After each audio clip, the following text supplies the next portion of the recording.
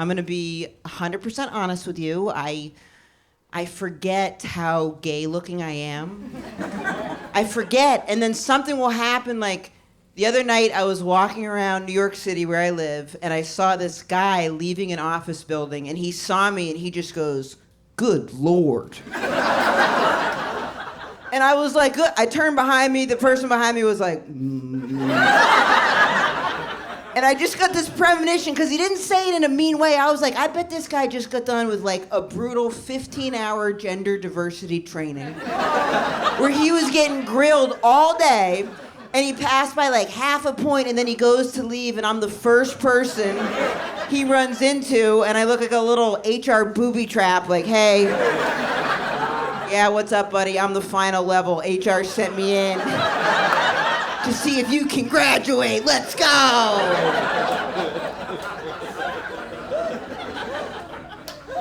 My mom called me today, and she was like, the country is so divided right now. So divided. I think it's critical with comedy. You talk about something everyone can relate to, something that transcends race and class and gender and will bring Americans together around a unifying topic. And I was like, oh my God, yeah, do you have any suggestions? And she goes, something everyone can get behind, like the fact that your father is an asshole, okay? He's an asshole. My dad's not an asshole. He's very conservative, but he tries, and I appreciate that. Like, this is one of my favorite things he does. Okay, he calls me every time he thinks he sees a gay person. Thinks he sees. He did it the other day from the supermarket. He's like, honey, I'm in the frozen food section. I think I see a lesbian. And I was like, that's great, Dad. You know, leave her alone, whatever. Back away.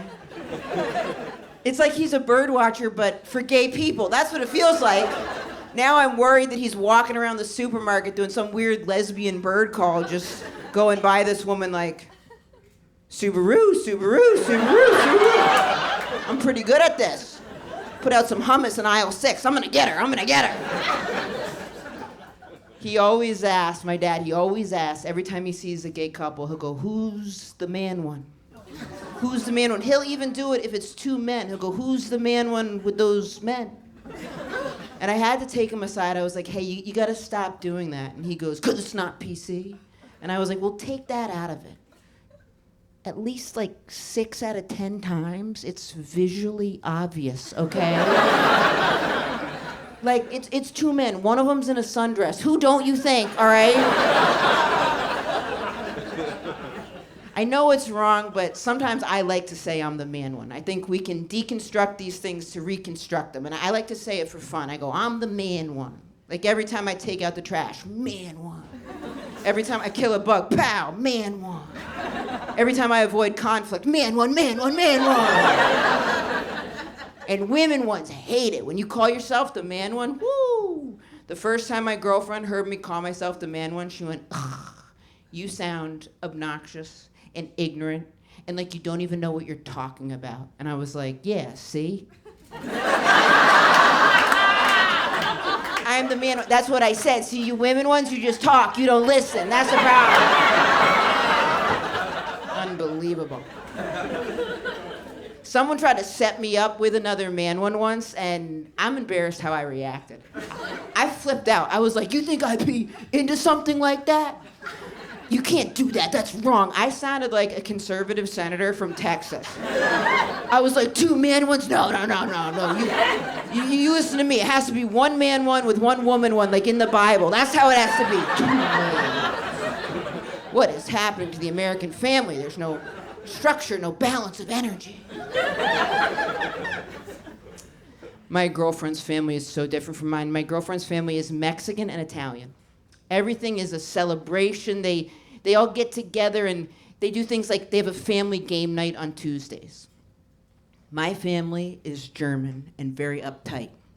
My girlfriend was like, well, like what kind of games did you guys play on family game night? And I was like, psychological, okay? Mental games all year round. You guys are playing Monopoly. I was trying to figure out if my uncle was really my father. I don't know. My mom's uptight. This is how uptight my mom is. Okay, one time in high school, I came home. I was like, I can't take it. I'm going to kill myself. And my mom goes, not in the house. Okay. Not in the house. I have book club. In the house, not in the house. And then because I said that, I had to go to this weird inpatient rehab center. I'm in there for threatening to kill myself. I had a roommate who was in there for threatening to kill somebody else. I was like, are they trying to speed up the process? Like, who is this lazy admissions person? Like, mutual interest, match him up, match him up. She had threatened to kill someone, and she had something called multiple personality disorder, which I wanted to be sensitive to, but I didn't know how. So every night I'd just be in bed like, good night, everybody. I don't know if this is the right thing to say. My dad was obsessed with trying to figure out how many personalities she had to. He goes, aren't you curious what you're working with? This is his big plan. He goes, how about you put out a bowl of candy and you tell her? Everybody takes one piece. How about pretty clever, right? I thought it was pretty good. My uncle has special needs, and my friend asked me if my uncle was legally special needs. And that tripped me up, because I was like, well, I mean, he's not illegally special needs. I never thought about it, but I'm so neurotic, I started thinking, like, what if he's faking it? What if he figured out at a young age that life is really hard, so he just pretended he didn't understand, and now he kind of gets to do what he wants. Like, if you ask him something he doesn't want to answer, he just walks off. That's amazing. Imagine that power. Someone's like, hey, I just took up CrossFit. Do you want it? Walk off. Exit. Get out. So I was asking my mom, I was like, hey, I'm just curious, like, how do we know he was legally special needs? What's that line? And my mom's like, we knew when he passed a test, okay? And I was like, you mean when he failed the test? That's kind of condescending to say pass the test. No one takes a test, gets diagnosed as being legally special needs, and then is like, fucking nailed it, okay? I don't know how other people did, but I killed that. I got my own parking spot, so... Thank God he passed it, though, because wouldn't this be worse? Like, imagine going in and getting tested to see if you're special needs, and then you're not. But you have to live your whole life knowing your own parents thought you were. Woo! That's brutal. You got to deal with the doctor coming out. Good news and bad news, okay? Good news, your child is not legally special needs. Bad news, I see why you brought him in here. Yeah. It's off by one question. I don't know. Start from scratch. Maybe a gluten allergy. I don't know. I started going to therapy. And in the middle of a session the other day, my therapist goes, Emma, look, it's imperative that you create a boundary with your mother around money. And I was like, I agree, but I should let you know she pays for you, so you might want to be careful how you're talking about your boss. I don't know. I could never be a therapist. I'm too much of a gossip. You're not allowed to talk about your clients with your other clients at all, but you're in with these people all day, back-to-back sessions. I'd be bursting at the seams. Someone would tell me something kind of juicy. They'd leave, next person would come in, I'd be like, close the door, close the door, close the door. Actually, you know what? Run out. Get a good look at them. You need context for this, okay? Then come back in, you sit in my chair, I'll pay you today. Does that work out? Because I can't. With these people, I gotta process this, it's too much. I told my therapist I was having comedy writer's block, and she goes, I can help. How about I tell you things from our sessions I think are funny?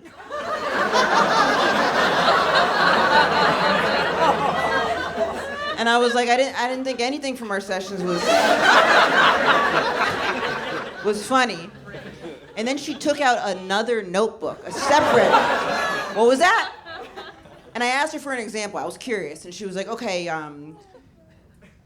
do you remember when you told me that your father cheated on your mother with the woman Carol, who was 4'11"?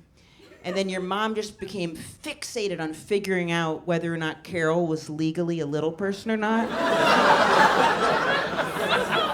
I I was like, that is kind of funny, actually. Yeah, if you don't mind, give me the rest of those notes, please. Thank you.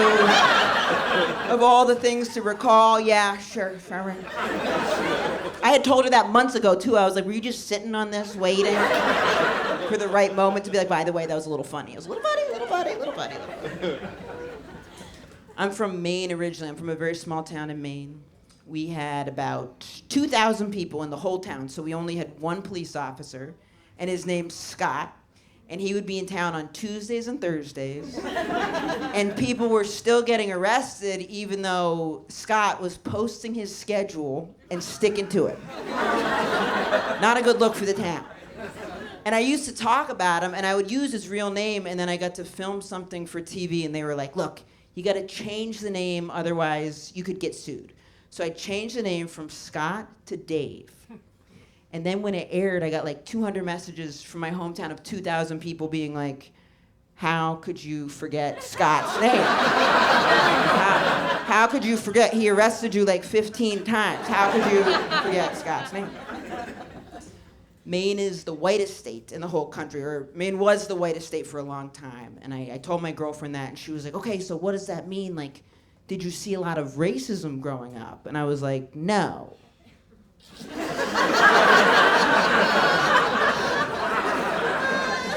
And she was like, that's great. And I was like, maybe I'm not describing it well. I didn't see any different races. That's what I'm trying to tell you. I saw no different races. The other day, someone was like, that's not true. I know a black person from Maine. And I wasn't even trying to be silly. I was just like, is it Sebastian Green? And they went, what the hell? He moved. You gotta update. You gotta update your weird little book. One thing I appreciate about being from a small town is everybody stays up on everything, which can feel suffocating when you're there, but over the years it was nice. Like, years ago I played a murderer on a TV show. Just a quick little part. I killed someone. That was it, right? And when I would go home for years after that aired, people would see me at the grocery store and they'd be like, murder. And I'd be like, it was fun. And I love the idea of someone having no context and just seeing someone go murder and me being like, yeah, you know, I'm trying out here. I'm trying. So that was all fun and games until I was in New York and I was standing next to this woman at a coffee shop and she goes, I'll have a coffee and she's famous. So I was like, oh, you saw me be a murderer? I thought only people in my hometown saw that, but yes, that was me, you know, murder. And she looked kind of confused, and then I realized she didn't say, I'll have a coffee and she's famous. She said, I'll have a coffee and a cheese Danish. So to this poor woman, she orders a coffee and a cheese Danish, and I excitedly go, oh, you saw me be a murderer? Oh. I thought only people from my hometown saw that, but yeah, that was me. Murder, like the most loose-lipped psychotic murderer ever. How many things had to go wrong to create that moment? And as I realized what happened, I turned bright red, but then she freaks me out because she didn't freak out.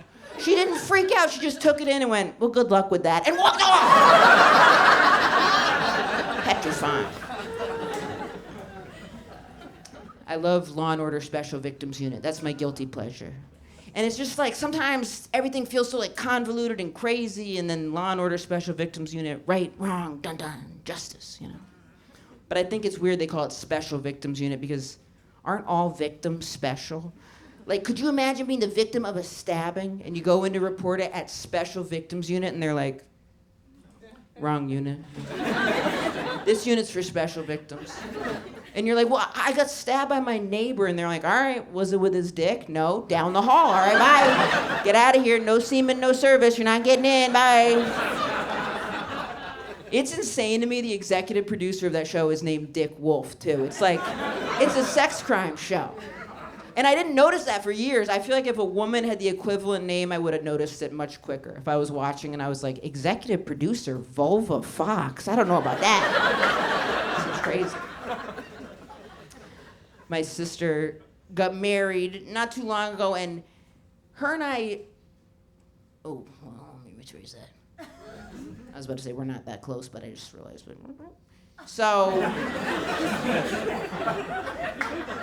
My sister God bless her. God bless her.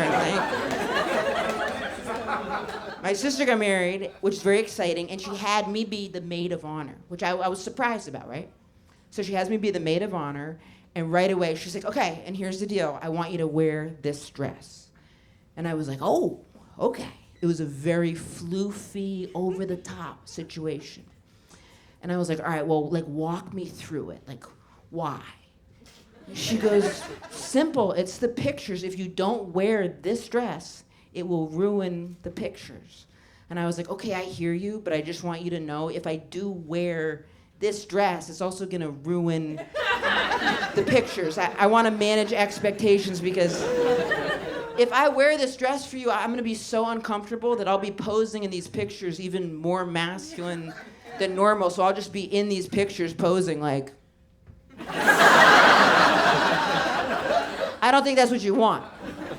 So she goes, scratch the dress, and she ended up having me wear something called a romper, which is like, yeah, for romping in a field or whatever you do with it, I don't know. But it's a top connected to a bottom, so I thought it was called a onesie. So for like 4 months I was going around like, my sister's making me wear a onesie at her wedding, and not one person was like, I think you've got that wrong. Not one. Everyone was like, I could see a onesie for you. So we got this onesie, and then she really wanted me to wear these high heels, and she kept showing me pictures of the high heels, and I was like, I can't do it, I can't. And then she snapped and she goes, I don't know what to do, Emma. I'm so desperate to compromise with you. The other day at work, I Googled lesbian high heels. And I was like, what did you find? What popped up? And she just went, nothing popped up! Thank God I would have had to wear whatever it was. My mom was like, not even like a combat boot of sorts? Like, I don't know, something combative? What does Rosie O'Donnell wear in these situations? My mom does this very, like, mom thing. I don't know if anyone else's mom does this. They must. She identifies herself whenever she leaves me a voice message. But we talk like 3 times a week, and she's my mom. Every message starts like this. She goes, hey, it's your mother. Like I would ever get a message from my own mother and be like, who is this? They're obsessed with me. I had to ask her, like, Mom, who do you think I'm talking to that would leave me a similar message to you? Just calling me up like, hey, I was looking at pictures of you and your sister in the tub as babies. So cute. I just showed everybody at book club. Side note, Nancy didn't read the book again. Anyway, call me back. It's Rodrigo, your landlord. Rent is due. I'm thinking about ya.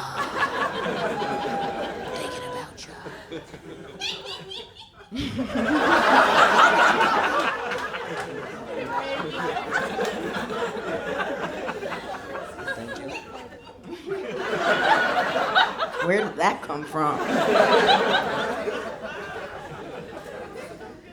My sister's a nutritionist, which is great. Love to get the advice, but the other day she told my dad, she's like, you're inflamed. She goes, you need to try something simple like the caveman diet, where you only eat things you could hunt or gather. And I was like, okay, but like, you think he can't gather a Pop-Tart? Like, I think he can hunt up some DiGiorno, something, you know. He can do that. She has her kids drink pea milk, which is great, but intense. I was babysitting and she was like, okay, the pea milk is in the fridge. I said, what? The pea milk? And she was like, yes, Emma, milk from peas, that's what we drink. And I was like, oh my God. Really? Pea milk? And she was like, don't be immature about it. And I was like, I won't. 10 years ago, if you told me I had to drink pea milk, I would have thought I was about to meet R. Kelly. That's what I would have thought. Why does my sister have his pea? I don't think that's the weirdest name for a food product, though. I think that's nut butter, which every time I see nut butter, I'm always like, She was like, don't be immature about nut butter either. We also have that in the house. And I was like, I won't be immature about it. Just tell me where you keep the dick salt and we'll keep it moving. When I first saw nut butter, I was like, this is confusing. People are gonna think it's a moisturizing butter for nuts. That's what I thought. And I was worried. I was like, this is no good. People are gonna buy it. They're gonna put it on their nuts. It's gonna be pandemonium. And then I realized there is no widely marketed moisturizing butter for nuts. That's crazy to me. There should be something. Something like Dove, every ball sack is beautiful. Something. In Sephora, there are just sections of face cream for women. There should be a little corner for nuts. Something. I also don't know how things went so wrong as a society that I'm the one bringing up a need for nut moisturizer. Like, how did we get here? My friend was like, dude, it's not a conspiracy. It's not needed. This is what he said. He was like, look, if I don't take a shower for a couple days in oil, forms around my nuts. I don't know why I'm giving him such big nuts. Whatever. Boom. He goes, in oil forms around my nuts, and they're moisturized. They're good to go. And I was like, oh, interesting. Okay. Interesting. And then I told a couple people that, and they were like, no, your friend has fucked up nuts. Okay. He's got like a medical condition. That friend of mine, Steve, he had me dog sit for him, and he lied to me. He was like, the dog's trained, he's an angel. This dog, not trained. Saying this dog is trained would be like someone on a dating app saying they live in a gated community, but they live in prison. It's like that. The dog is not trained. And I'm not allowed to have dogs in my apartment building, so I was like, oh, this is a disaster. But I thought it was all good, and then I was with the dog, I ran into my landlord. And he goes, no dogs. That dog has to go, unless it's a service animal. And then I lied, and I shouldn't have done it, but I was like, it's a service animal. And then the second I said that, the dog started humping my leg. I'm panicking, but I kept lying. I was just like, and this is the service I need, okay? This is it. This is what balances me out. I'm just waiting for him to come so I can call my mom. I don't know, I'm sorry. Then I called my friend, and I was like, hey, what do you do when the dog's humping you? Because I didn't want to like sex shame the dog, you know? And he was like, kick him off. What did you do? And I was like, no, he's humping me still. Like, he's going for it. He was like, did anyone see that? And I was like, yeah, quite a few people. So. And then he was like, it's okay. It's so obviously a boy dog, and you're so obviously gay, no one will think it's sexual. And I was like, ooh, I wasn't worried about that. That hadn't even occurred to me that people would be walking by like, lesbians are disgusting. Gay people, gross. For a while, my opening credit was that I had opened for Louis C.K. That was my opening credit. I was opening for him right before he got in trouble for jerking off in front of his openers. Bad timing. My mom called me hysterical. She was like, oh my God, you're doing comedy with him? Did he jerk off in front of you? And I said no, and then she went, oh, were you the only one? Like, I messed up. That's what it felt like. I couldn't help it. I got defensive. I was like, I'm not the only one, okay? There were others, and we have our own movement. There's Me Too, and then there's Not Me. That's us, all right? We go to the marches. We hang in the back. I've thought so much about what he did, and doesn't it seem like when it comes to, like, not jerking off in front of people when they don't want you to, it'd be so easy to not do that? Like, none of you guys are doing it. I don't even know what I'd do if someone was, to be totally honest. Maybe, like, if I tried a new joke and no one liked it, but you started jerking off, I'd be like, I appreciate that, man. Had that new joke go, well, one guy liked it a lot, so I don't know. Let's see, we'll try it again. Show business is brutal. I don't know when I started doing this, but for the past couple months, I've been commenting on porn videos. It's very compulsive, and I'm doing it as a way to give back. That's what I tell myself, because I comment on the video if the title of the video doesn't match up with the content of the video. I say something, you know? And I didn't realize how weird it was to be a porn commenter. Till my friend was like, dude, can you believe some idiots think real people comment on porn videos? And I was like, who do you think comments? And he goes, robots. Obviously, it's just robots trying to get people to go over to their page. And I was staring out the window of an Uber like, it's not all robots. He got in my head. I was gonna stop, but then I saw this one. It was titled, Verbal Wife Gets Banged Out by Neighbor, and verbal was in all caps. And then she said nothing. So I felt like I had to say something, you know? Not on my watch. I took it right to the comments. I was like, hey guys, this is clickbait. I watched the whole thing. I checked the sound on my computer.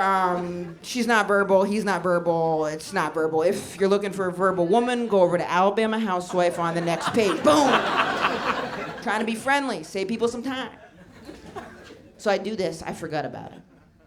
Then I was having dinner at my sister's house, and I got an alert that somebody had commented on my comment, which I didn't even know you could do that. I took my phone out right away. I was trying to check it. Pow. The second my phone was in my hands, my sister goes, Emma, no phones at the dinner table. It's a bad example for the kids. And I was like, you have no idea how bad an example this is for the kids. But I had to check it. This is what this guy said. He was like, hey, thank you so much for your comment. It was my anniversary with my wife.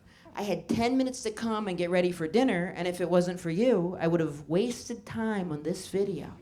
At this point, I put my hand over my heart and started talking to myself. I was like, that's why you do what you do. That's why you gotta keep commenting. He goes, but because of you, I came quickly. I had time to wrap her anniversary present. That same dinner, my sister goes, Emma, I'm curious, do you ever do anything for other people? And I was like, you have no idea. I always think of porn as something that has an edge to it, and that's why it gets sought out, because it's like we're looking for something a little edgier than what we have in our sex life. It's like why it's fantastical a little bit, you know? And my friend was like, no way. Nope. Everything I look up, I would do in real life.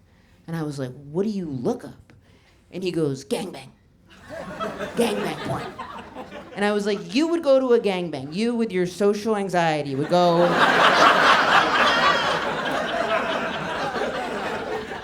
Or like stuck porn. I don't know if you're familiar with that. It's like very popular. It's always got tons and tons of views. If you don't know what it is, stuck porn will be like, there'll be like an open window or open car door or an open laundry machine. Basically, something is open.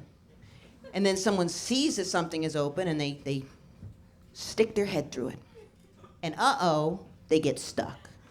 And then someone sees that they're stuck and they're like, hey, are you stuck? Because now you're about to get fucked. That's it. That's the whole premise. So many views, and I refuse to believe there's millions of people walking around like, ooh, I hope somebody gets stuck today. Don't close that window. I've got a date later, please. I need this. I like talking about porn. I think it offers interesting insight into the human condition, like why we search out what we search out. I think it's fun. But I never wanted to talk about porn with my mother, and then I screwed up.